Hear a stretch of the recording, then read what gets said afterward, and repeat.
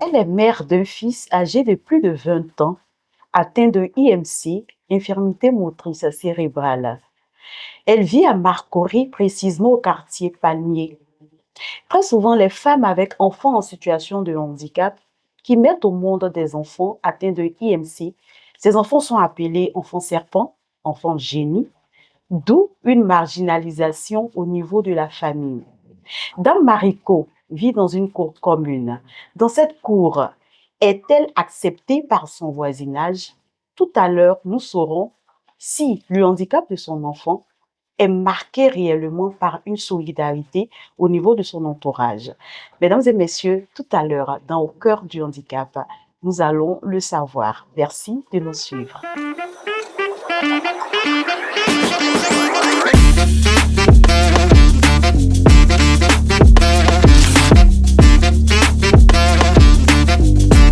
Bonjour, maman de Moussa. Bon, moi, je dis maman de Moussa, hein. Bonjour. Sinon, c'est Dame Marico, c'est Oui. ça? C'est bien ça? Oui, c'est bien ça. Comment tu vas? Ça va. Je vais bien. Aujourd'hui, tu es venue avec Moussa. Moussa, bonjour. Ça va? On me sourit un peu? Tu as un cœur fort. C'est pour dire que ton cœur est déjà fort. Ça va. Alors, maman de Moussa, comment tu vas? Ça va, hein? Ça va. D'accord. Ça va. Tu vas nous parler un peu de ta famille. Comment tu as évolué? Est-ce que tu es l'aîné d'une famille? Parle-moi un peu de la vie avec ta famille. Je ne suis pas l'aînée de la famille, je suis la sixième. La Sixième de la famille. D'accord. Maman de Moussa est mariée. Oui, je suis mariée. Parle-moi un peu de ta vie avec, avec ton Je suis mariée. Voilà.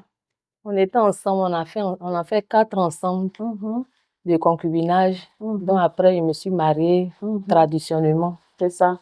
Donc on est là jusqu'à j'ai fait des enfants pour lui. Moussa est mon 5e fils. Moussa est ton 5e enfant, quoi. C'est ça. Mais depuis Moussa est né, il avait 1 an, 6 mois. Un jour, il était là, marché dans la cour, il est tombé. Donc, Moussa est né normalement. Il est né normalement. D'accord. Un jour, il est tombé. Quand il est tombé, je me suis dit, d'après les djoula, que oiseau. Oiseau, là, on a commencé à traiter jusqu'à... On allait au CHU de Cocody. J'ai fait 3 ans lui au CHU de Cocody ici. Aller-retour. On faisait les scanners, tout ça là. On n'a rien vu. Après, comment on appelle? Hôpital de Cocody. À Port-Bouy aussi. J'ai fait hôpital de Port-Bouy lui aussi. Il n'y a rien. Donc maintenant, je suis rentrée dans traditionnel, médicaments traditionnels. Et voyagé ça même, il n'y a rien. Parce que j'ai vu que tu as fait plein de voyages. Oui, tu es allé au Mali, tu es allé au Burkina, oui, pour avoir gain de cause, mais malheureusement. Sa grande sœur l'a envoyé au Nigeria même. Le Ghana, au Nigeria. À ce moment, il était enceinte de sa petite sœur. D'accord. Mais malgré tout ça là, il n'y a rien. Je ne vois rien de spécial. D'accord. Alors, le père de Moussa, lorsqu'il a, par exemple, constaté le handicap de son fils, comment il a réagi? Est-ce que dans cette épreuve, toute cette tournée que tu as fait, est-ce qu'il t'a accompagné? Est-ce qu'il était avec toi? Franchement dit, il était avec moi. D'accord. Il a fait même. S'il entend qu'ici on soigne, il nous accompagne souvent. Souvent, il me donne l'argent, il m'avait avec Moussa. D'accord. Mais souvent aussi, avec les hommes, c'est pas facile. Non, ça, et puis quand même, c'est une épreuve qui n'est vraiment pas facile. C'est pas facile. D'accord. En tout cas, il a fait de son mieux. Aujourd'hui, Moussa a 23 ans. 23 ans. C'est une adulte. Normalement, à 23 ans, c'est un enfant qui doit travailler dans une vie avec sa femme, pourquoi pas peut-être avec un enfant ou 2 enfants. Mais voilà que Moussa dépend toujours de sa maman. Comment tu vis cette épreuve? Souvent, je prends ça comme ça, mais il y a des fois, quand je le regarde, je me regarde moi-même, je pleure tout le temps. Ouais. Parce qu'actuellement, tellement que j'ai supporté Moussa, jusqu'à aujourd'hui, moi-même, je ne me retrouve plus. Je suis devenue diabétique, j'ai tension. C'est pas facile, je suis tout le temps malade aussi. Ouais, le poids de l'épreuve. Le poids de... Une fois, tu as porté Moussa au dos pour aller à l'hôpital, c'est ça? Il y avait une chose. Est-ce que c'est pas une sortie? Où tu l'as, il était au dos. Oui, il était au dos. Waouh. C'est pas facile, hein? Pas facile. À 20 ans, le mettre au dos. Donc, tu fais ça régulièrement? Je fais ça souvent. Si je vais sortir avec lui, il faut que je le mette au dos. D'accord. Si j'ai de l'argent aussi, Mhm. je commande Yango et Mhm. puis ils viennent prendre devant la porte Mhm. qu'on soit avec lui. Sinon, D'accord. pour sortir avec lui comme ça, là, c'est pas C'est facile. vraiment pas facile. Oui. À la maison, avec tes enfants ou le voisinage, bon, avec tes enfants, quand même, tu as de grands enfants. Oui. Est-ce que parfois, ces enfants-là t'aident dans l'éducation, dans l'évolution de Oui, Moussa? franchement, les enfants m'aident. Mhm. Souvent, même sa propre petite, c'est sa deuxième sœur même. Si moi, je ne me sens pas bien, ou soit si je suis sortie, c'est sa deuxième petite sœur qui le nettoie, qui le lave, il lui donne à manger. Souvent, quand je pense à tout ça, là, ça me fait mal. Ça me fait mal, Parce vraiment. que quand même, à À 23 ans, c'est lui qui être en doit... train de se faire laver par laver. sa petite sœur, déjà même, ça peut impacter même moralement la petite. Parce que c'est pas facile. Pas Hein. facile. C'est vraiment pas facile. D'accord, t'as pas de problème. Aujourd'hui, très souvent, dans le cas de Moussa, il y a une appellation qui est très connue qu'on appelle enfant serpent avec les enfants qui ont le IMC. Est-ce que tu as déjà entendu ce genre de propos, enfant serpent, enfant génie? Tu as déjà entendu ça? Oui. Tu as déjà entendu ça? J'ai déjà entendu ça. Souvent, on nous jette à la figure même. Alors, quelle histoire t'a marqué précisément dans ta marche avec ton fils? À son handicap, je remarque que dans la cour où moi je suis là même là, il y a beaucoup qui lui détestent. Avant, il sortait, cour commune, il n'y a pas assez d'espace. Quand il sort, il ne sait pas où il doit rentrer, il ne sait pas ce qu'il doit faire. Les gens le boudent, souvent le poussent même. Tellement que je le mets tout le temps dans la maison, il est toujours dans la maison. Ça fait que pour marcher maintenant même là, il a des difficultés. Ses pieds sont devenus minces parce qu'il ne fait pas assez de mouvement. S'il avait espace, souvent je pouvais le laisser dans la cour comme ça, il allait jouer lui seul. Mais c'est pas facile. C'est pas facile. Pas facile. Moussa, est-ce qu'il y a une chose qui t'a véritablement blessé, qui a créé un choc émotionnel dans ton cœur face à une situation que tu as traversée? Oui. Une fois, il était sorti, il était allé au marché. Moussa avait porté un bracelet. D'accord. Souvent, il sort, il se promène un peu. Quand même, tu as vu devant la porte, c'est petit. Oui, bien sûr. Quand il voulait sortir, il est tombé. Le bracelet a blessé sa tête. Il était couché dans le sang. Tellement qu'il a pris... C'était dur. Il a duré dans le sang. Le sang même est devenu coagulé en bas de sa tête. On dirait froid. Je viens du marché, je le vois, il est couché dans le sang. En même temps, j'ai crié. Mais il est couché, il ne peut pas pleurer parce qu'il ne parle plus.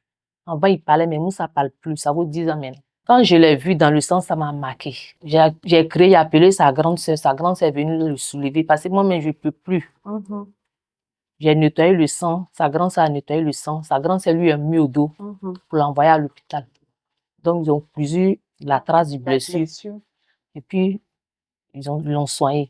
On est venu à la maison. Moi, ce que je veux savoir, quand tu es venu trouver Moussa, il était seul ou il y avait des personnes qui étaient autour? Il était seul. Mais en face de moi, il y a une porte.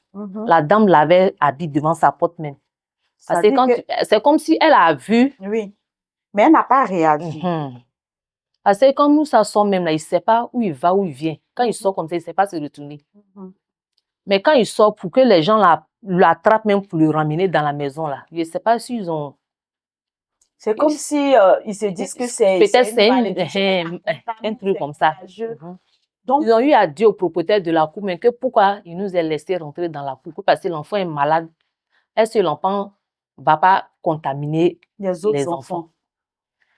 Donc, c'est pour cela, à cause de tout ça même. Oh, vraiment, c'est une épreuve trop difficile, hein? Prends de Moussa, courage. En tout cas, beaucoup de courage, c'est tout ce qu'on peut te dire. On n'est pas dans la situation, on n'est pas avec toi. Mais toi seul, tu sais ce que tu traverses avec ton fils. Depuis 3 mois. C'est pour cela même, pour le faire sortir de la cour même, j'aime pas. C'est difficile, hein? Je le lave dans la maison là-bas, je lui donne à manger, je le nettoie, je fais tout. Nous, c'est tout le temps couché, soit il est assis. Il ne peut pas sortir pour faire mouvement, pour marcher. En tout cas, moi, je prie Dieu. Dieu n'a qu'à me donner la force pour me soutenir. Si j'ai eu un espace bien pour Moussa, il peut quand même s'épanouir, il peut se divertir. Ça va me plaire. Ça va te plaire. Ça va me plaire. Parce que souvent, je me dis, tout ça, à cause de tout ça, peut-être qu'il est toujours enfermé sur lui. Sinon, s'il marchait, il sortait, il jouait un peu, pour que le vent même le tapait même, peut-être il allait se développer un peu. Effectivement, effectivement, parce que je vois que quand on parle, il réagit. Tout à l'heure, je tente de tester le micro, il riait. C'est ça. Donc, pour dire qu'il entend, il a ses émotions, il a ses sentiments. C'est vrai, la société ou l'entourage pense comme ça, parce qu'ils pensent que le handicap, c'est un sort. Pourtant, ça s'explique médicalement, hein. Il a eu cet handicap parce que peut-être il y a eu un dysfonctionnement au niveau, je sais pas d'où, mais ça s'explique médicalement. Ce n'est ni un sort, ni parce que tu es trop maudite ou parce que tu es une femme, je dirais, qui est atteinte de malédiction. Ça n'a rien à voir. Le handicap n'est pas contagieux, mais très souvent, les gens pensent comme ça. On a du mal à les toucher parce qu'il y a la salive qui coule, mais tout le monde salive. Quand on dort là, moi, de Moussa, quand on dort là, on bave pas. Oui. On bave. Oui. C'est parce que quand on se réveille, on a la capacité de se nettoyer que on ne sent pas qu'on bave. Sinon, tout le monde bave. Tout le monde bave. Et franchement, maman de Moussa a beaucoup de courage. Beaucoup de courage. Aujourd'hui, le papa de Moussa est avec toi, n'est-ce pas? Oui. Il t'encourage dans cette épreuve. Vous avez combien d'enfants au final? J'ai fait 7 enfants avec lui. Ça fait 7 enfants. Et c'est Moussa seul qui a un handicap. D'accord. Actuellement, est-ce qu'il continue ses rééducations ou ses rééducations ont stoppé? Ses rééducations sont stoppées. Pourquoi c'est stoppé? Ça va pas. Financièrement? Financièrement, ça va pas. Tu fais quoi comme activité, mon Moussa? Je vendais un peu les produits cosmétiques devant la cour. D'accord. Ils sont venus casser le coin. Donc, il n'y a pas eu place pour vendre. Avec Moussa aussi, il ne peut pas sortir pour aller me chercher pour le laisser seul à la maison. Oui. Avec ce que tu viens d'expliquer là, c'est difficile. Matin, si je me lève, il faut que je le lave, je le nettoie, je lui donne à manger. À midi, même chose. Goûter aussi, même chose. Si je sors pour aller vendre ailleurs pour le laisser là, ça ne va pas l'arranger. Ça ne va pas l'arranger. Donc, pour le moment, je suis là. Son papa, il fait quel métier? C'est un taulier. Il fait la tôlerie. D'accord. Il fait la tôlerie. Lui-même aussi, il travaillait. Ils ont cassé tout là-bas. Il travaille à Makori, Petit Pont, fait un canal là. D'accord. Bon, voilà ça. Mais parmi les 7 enfants, il n'y a pas un qui est... C'est-à-dire que qui en... Le premier est décédé, donc il me reste 6. Ah, d'accord. Il a une grande sœur. Il a 2 grandes sœurs. 2 grandes sœurs. D'accord. Elles font rien actuellement. Hein. Les 2 grandes sœurs, eux, ils se débrouillent un peu. C'est que ça ne peut vraiment pas couvrir toutes les dépenses de la maison. Moussa a 23 ans. Il est dans l'incapacité, il est à, comment dirais-je même, à mobilité très réduite, il ne peut rien faire. Tu es la mère et tu connais les difficultés que ton fils vit. La société, très souvent, a ses préjugés, mais on ne doit pas blâmer une personne. Pourquoi? Parce que si peut-être j'étais dans la peau de ces personnes-là, j'allais réagir pareil. Peut-être que si toi aussi, tu n'avais pas mis Moussa qu'une personne avait un fils, peut-être que tu allais réagir pareil. Donc, ce que moi je te dis, il ne faut pas prendre le voisinage, il ne faut pas prendre les réactions en mal. Regarde à Dieu et puis sûrement il y aura comment dirais-je, il y aura de l'amélioration. Aujourd'hui, nous sommes au cœur du handicap. C'est une émission qui va permettre de sensibiliser et de faire comprendre aux yeux du monde entier que le handicap n'est pas en aucunement une malédiction ou un sort. Ça s'explique médicalement. Et moi, ce que je veux savoir encore, c'est que maman de Moussa est une femme qui est courageuse. Aujourd'hui, si tu as la possibilité, par exemple, d'entreprendre un métier ou faire une activité, qu'est-ce que tu aurais voulu faire pour pouvoir subvenir aux besoins de ton fils? Je voulais vendre les produits cosmétiques comme je faisais avant. C'est ce qui me plaît, c'est ce que je vois que je peux faire pour l'aider un peu avec. D'accord. À part l'histoire du bracelet, est-ce qu'il y a une autre histoire encore qui a marqué ton cœur, qui a fait quelque chose qui t'a véritablement blessé? Oui, il y a plusieurs. Il y a plusieurs. Est-ce que tu peux nous déballer tout ça pour que le grand public sache sans tabou, parce que on est là pour ça. Un jour aussi, je suis partie griller Nyomi. À mon retour, à 18h, je suis venue trouver Moussa a soulevé ma casserole de sauce graine pour déposer au milieu de la maison. Il a enlevé tout ce qui était dedans, il a mangé. Il est couché dedans. Il a fait popo dedans là-bas. Ce jour-là, quand je suis venue, avant de mettre ma main pour nettoyer, j'ai eu l'âme aux yeux. Sa deuxième petite soeur même qui est là, ne peut pas faire ça. En plus, forte raison, lui va faire là. Je sais que ça ne va pas. Ouais. J'ai ramassé tout, casserole là ou quoi, tellement que ça m'a touchée. Je suis partie mettre à la poubelle. J'ai versé Javel dans la maison et puis j'ai commencé à nettoyer et puis je l'ai lavé. J'ai ramassé tout, casserole là ou quoi, tellement que ça m'a touchée. Je suis partie mettre à la poubelle. J'ai versé Javel dans la maison et puis j'ai commencé à nettoyer et puis je l'ai lavé. Souvent même, tellement que moi-même ça me dépasse, je demande au bon Dieu, hey Dieu, si tu sais que tu ne vas pas guérir Moussa dans ma main, il faut le prendre. Là-bas, là, nous tous on va partir là-bas. Il est fatigué, moi je suis fatiguée. Mais avec tout ça là, moi je montre moi à Dieu, c'est lui qui m'a donné. C'est Dieu qui m'a donné. Je lui demande aussi, il n'a qu'à me donner la force pour le soutenir. Si c'est comme s'il y avait un espace, il était là, peut-être si je sors, je peux le laisser dans la cour, je sais qu'il n'y a rien et puis il joue. Toujours, on est toujours dans la maison. On est toujours dans la maison. Ouais, non, mais ça a du courage. Mais ce que je veux demander encore, c'est que comment tu fais, comme tu as dit, hein, pour toujours être propre. Parce qu'effectivement, j'ai eu l'occasion d'aller chez toi, tu es très propre.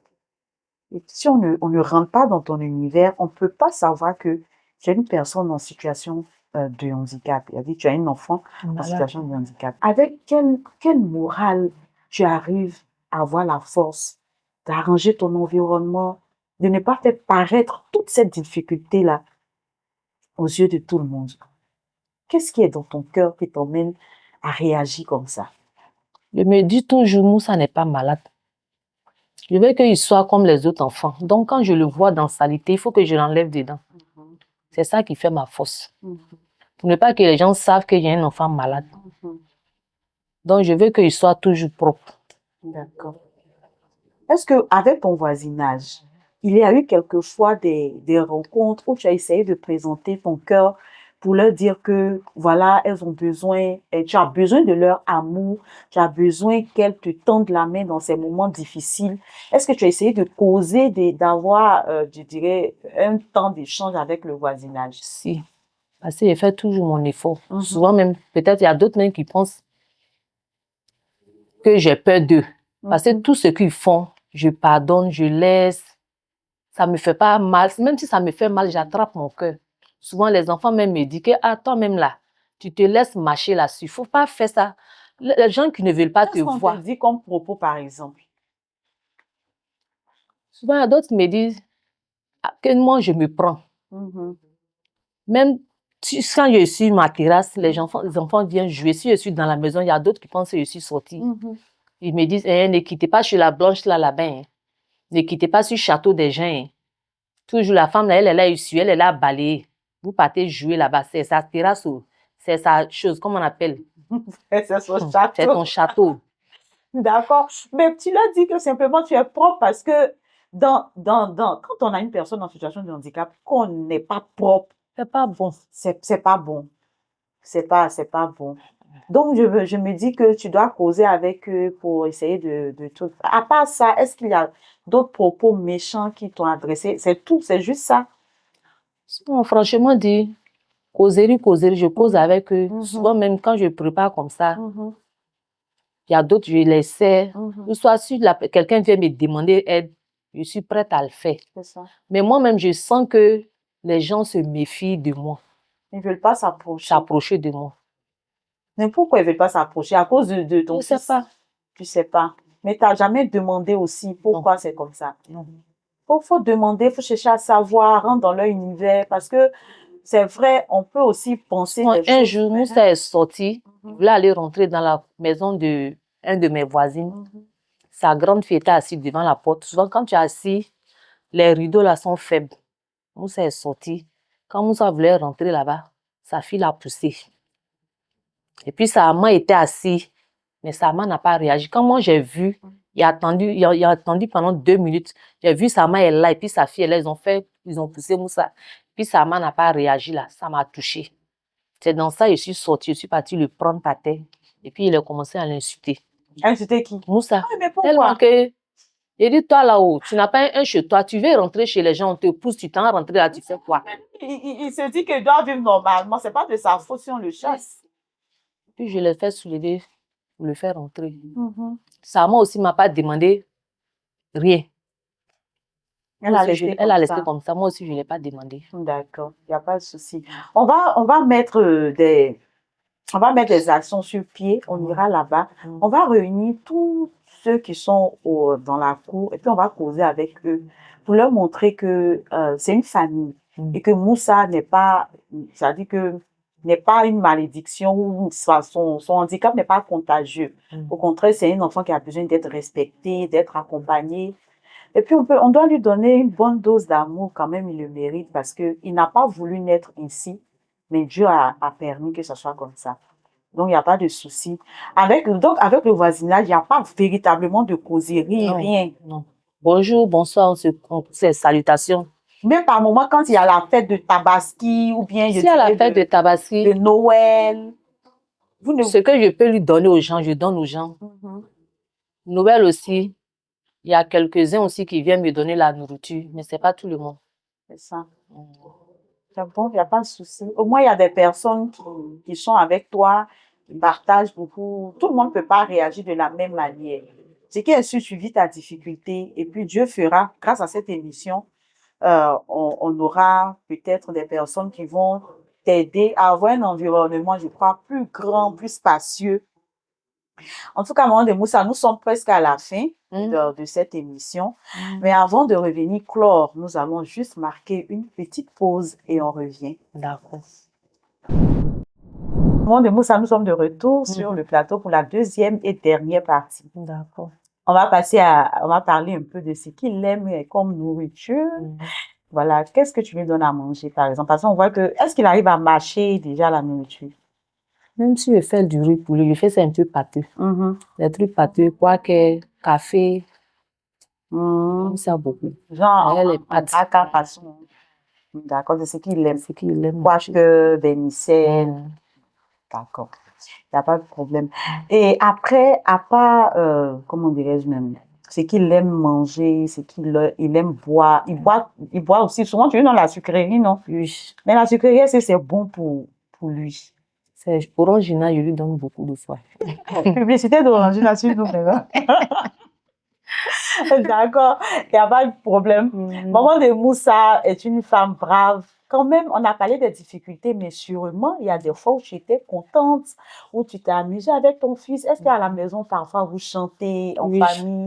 Pour nous parler un peu des moments de réjouissance. Oui, souvent, je mets baffe et puis je l'attrape, je danse. Vous dansez quoi comme ça? La musique, je danse, je le prends en main et puis je le danse avec lui un peu. Les chansons Djoula. Mais moi, chanter, on va voir. Si j'entends, on va peut-être quand tu vas chanter, la Moussa va rire un peu parce que je sens qu'il est un peu tôt. Je ne sais pas trop chanter, c'est une chose, comment on appelle? Je connais mon téléphone sur Baf et puis je l'attrape, je danse avec lui. Mais il faut dire quelque chose, il faut chanter un peu. Petit que tu connais là, il faut dire, on va voir. Comme ça. Ne falou, ne balou, ne falou, ne balou. Ne falou, ne balou. Vous avez vu, ne falou, ne falou, mais ça Moussa veut rire. Oui, c'est vrai qu'il a des difficultés, mais il y a aussi des moments de joie. Les jours de Tabaski, vous sortez ensemble. Le jour de Tabaski, à la maison. On est à la maison. Vous ne partez pas saluer les parents, la famille. Pourquoi? C'est moi seul, mais quand il quitte à la mosquée, je vais saluer la famille. Mais pourquoi tu ne vas pas avec Moussa? Pour sortir avec lui, ce n'est pas facile. Mais il a un fauteuil, non? Non. Il n'a pas de fauteuil. Il n'a pas de fauteuil. Mais pourquoi? Il n'a pas de fauteuil. Mais tu ne veux pas qu'il soit dans un fauteuil. En tout cas, je ne voulais pas qu'il soit dans le fauteuil. C'est ça, effectivement. De la manière, lui, mais il est paresseux, là. S'il est habitué dans le fauteuil, non, mais c'est gâté. Tu vois, non?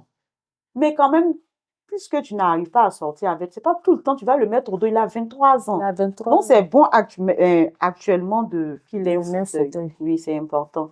Je crois qu'on va lui trouver un fauteuil comme ça, les fois, vous pouvez Il sortir. sortait, il sait. C'est un moment d'aller, par exemple, rencontrer la famille ou bien aller au glacier, Ramadan, Tabaski. C'est bon de sortir avec lui. Il en a besoin. Hein. Il ne doit pas rester tout le temps dans la maison, enfermé. Et puis quand tu t'en vas manger, là, puis quand tu relèves, tu lui dis ce que tu as mangé, si c'est lui. Non, il ne sort pas pour aller manger au dehors. Ses soeurs la sortent. Mais moi, je suis toujours à côté de Moussa.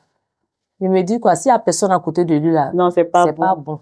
C'est pas souvent, bon. mais quand je sors comme ça, et puis je rentre, je le taquine. Eh, Moussa, ça va, il commence à rire. Souvent, si je sors aussi, même hier, quand tu m'as appelé, je lui ai fait la commission. Il dit, eh, Moussa, ta journaliste dit, on va sortir, oh. Faut pas me fatiguer, oh. Je vais pas aller lui.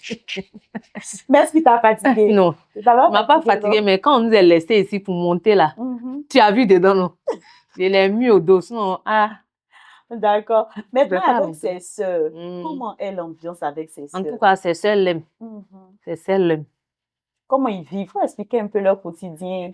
Souvent, si je suis pas là, même si je suis là, tout ce que ses sœurs gagnent, ils viennent lui donner aussi. Il y a des fois, ils paient les habits, les chaussures.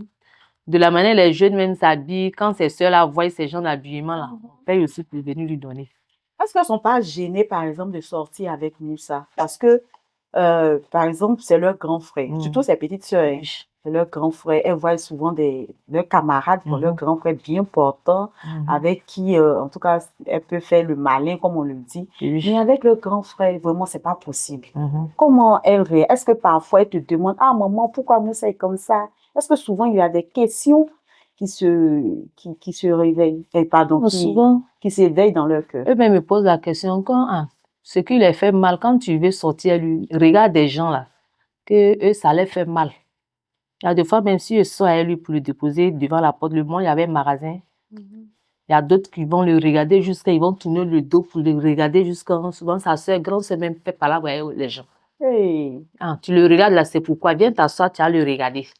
Tu le regardes, c'est pourquoi. Comme un bon fille là, il laisse ça pour lui aller trancher. Il y a tout ça là-dedans. En tout cas, si tu veux regarder, tu as fait par là, le monde entier. Même tout à l'heure là, même là. Quand je voulais prendre taxi, on a fait sortir de la cour. Il ne faut pas voir les yeux. Même malgré c'est au quartier, comme il est toujours dans la maison, il ne sort pas. Je lui ai fait sortir net. Tout le monde a commencé à mettre les yeux sur lui. On le regarde de gauche à droite. Et puis quand c'est comme ça, toi, Moi, ça me dit rien. Ça te dit rien, non? Moi, ça me dit rien. C'est ça. Mais c'est eux, souvent, d'après eux-mêmes, que ça leur fait mal.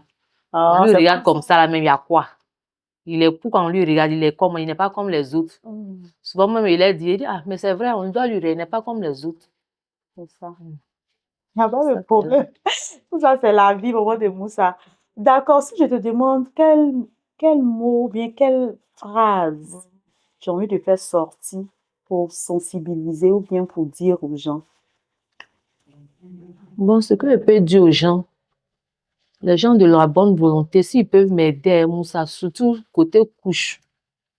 Parce que quand il porte couche, moi, je me repose. Lui aussi, ça lui fait du bien. Toujours laver habit là. Je ne peux pas. Je suis fatiguée. À force de travailler, même moi, je suis devenue malade. Toujours, je suis malade. Si ça va aujourd'hui, demain, ça ne va pas. Moussa grandit. Si il peut m'aider à le soutenir aussi. Ça va me plaire beaucoup. Surtout dans la petite maison où je suis, lui là, je souffre, lui là, franchement dit. Souvent, quand je pense à Moussa et puis je regarde ses soeurs, un jour, ses soeurs là vont me laisser. Oui, parce qu'elles sont appelées à se marier. Je vais faire comme elle, lui. Il y a des fois, même si je suis malade là, tant que ces soeurs là ne sont pas là, Moussa va rester comme ça, il ne va pas se laver. Il ne va pas manger. Ce n'est pas comme si je peux déposer manger devant lui, il va prendre pour manger. Il ne peut pas manger, on doit lui donner à manger. Il y a des fois, je suis là, je lui donne à manger, mes larmes coulent. Mes larmes versent sur lui. Tu as vu tout ça là? Je suis fatiguée, franchement, je suis fatiguée. En tout cas, ce n'est pas facile. C'est normal que tu sois fatiguée parce que tout le monde dans ta situation, dans ta position, aurait réagi pareil. Nous sommes à la fin de cette émission. Moi, ce que je veux dire au grand public, c'est que le handicap n'est pas une fatalité. Une maman qui a un enfant en situation de handicap ne doit pas vivre isolée, ne doit pas vivre en pensant qu'elle est maudite ou elle est différente des autres.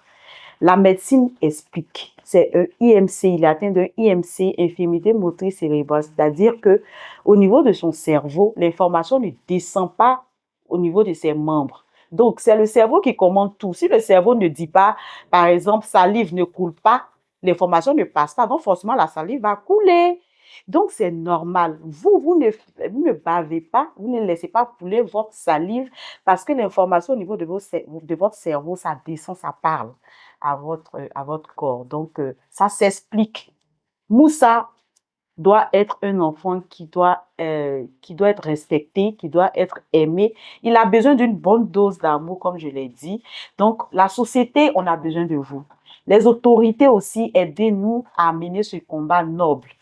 Merci infiniment à tout le monde. Maman de Moussa, merci beaucoup d'être passé au cœur du handicap. Et nous continuons le combat. Nous avons une organisation qu'on appelle Cœur Fort. Je crois que Cœur Fort, en tout cas, essaie de vous assister, voilà, comme elle peut. C'est une organisation qui assiste les enfants avec handicap. Et je crois que Dieu faisant, nous allons partir grandissant dans l'œuvre noble que nous menons. À toutes les autorités, aidez-nous. Si une maman avec un enfant en situation de handicap vient frapper à votre porte, ne fermez pas la porte. Ouvrez-lui, en tout cas, l'opportunité de s'exprimer, de présenter sa douleur, d'évacuer tout son stress. Parce qu'aujourd'hui, à cause de Moussa, sa mère a le diabète. Elle a beaucoup de bobos qu'elle freine à cause de son fils. Merci infiniment de nous accorder cette chance d'évoluer dans la tranquillité, dans l'égalité surtout des chances. Nous sommes différents, mais nous sommes tous égaux. Merci beaucoup de suivre Au cœur du handicap et on se dit à très bientôt pour un prochain numéro. Bye!